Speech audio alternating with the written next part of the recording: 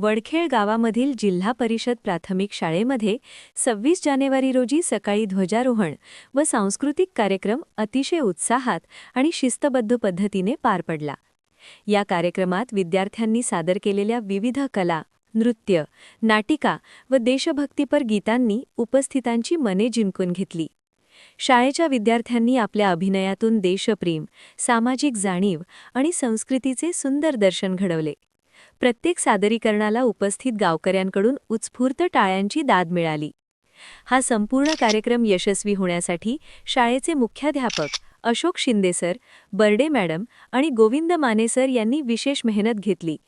त्यांच्या मार्गदर्शनामुळे कार्यक्रम अतिशय नियोजनबद्ध आणि दर्जेदार झाला.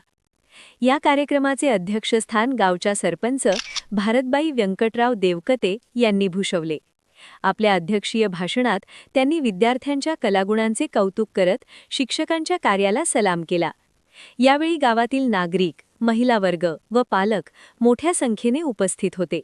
त्यांच्या उपस्थितीमुळे कार्यक्रमाला अधिकच शोभा आली.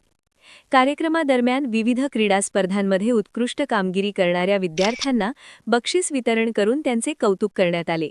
यामुळे विद्यार्थ्यांमध्ये नवी ऊर्जा व प्रेरणा निर्माण झाली.